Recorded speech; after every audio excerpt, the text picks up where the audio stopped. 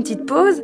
Il s'est passé tellement de trucs. Donc moi, j'étais là en train de me demander si j'allais vous parler des membres du personnel du slip français qui pensent qu'être noir, c'est un déguisement, ou des grèves à Paris pour la réforme des retraites, ou des 500 millions d'animaux morts dans les flammes en Australie. Et puis là, Twitter annonce la 3e guerre mondiale. World War III.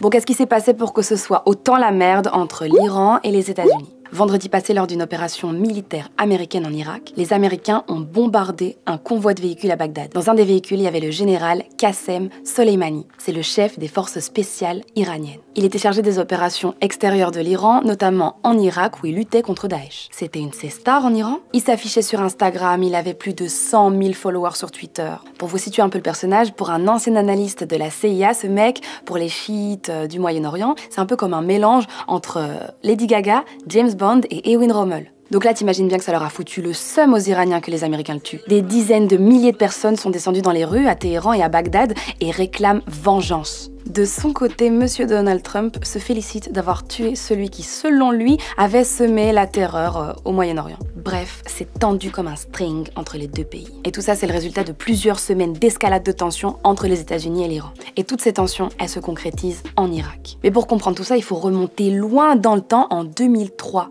Quand Saddam Hussein a été renversé par les États-Unis. Depuis lors, les Américains dominent le game en Irak. Ils sont encore 5200 militaires en poste là-bas. Sauf qu'entre-temps, l'Irak a traversé une crise politique. Le Premier ministre a démissionné en novembre dernier après des mois de contestation. L'Iran a donc profité de cette crise pour renforcer son influence en Irak, en y installant des milices pro-iraniennes. Et c'était ces milices qui étaient sous les ordres de Soleimani. Bref, t'as capté, tout ça, ça a fait monter la sauce entre les Américains et les Iraniens. Là, à la fin octobre, une base militaire américaine en Irak a été touchée par 2 obus que Washington a attribués à l'Iran. Les Américains ont ensuite lancé un raid contre des combattants du Hezbollah pro-Iran. Et puis le 31 décembre, l'ambassade américaine à Bagdad a été forcée par des manifestants pro-Iran et ils criaient « À mort l'Amérique !» Et tout ça là, ça a abouti à la frappe américaine sur le convoi de Soleimani. Alors juste pour info, je te rappelle que la Première Guerre mondiale, elle a commencé comme ça. Un mec important qui se fait buter et là hop, tout le monde dans les tranchées. Et comme pour la guerre de 14-18, ça pourrait aussi devenir une guerre mondiale parce que tant les États-Unis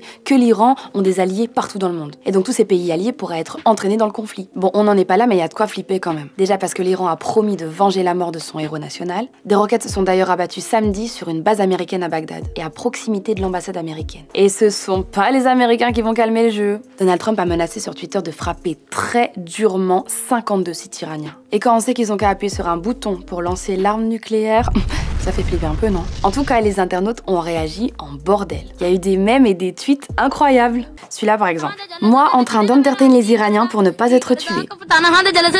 Celui-là est trop marrant. Moi, quand j'enregistre des tutos make-up dans mon bunker World War III.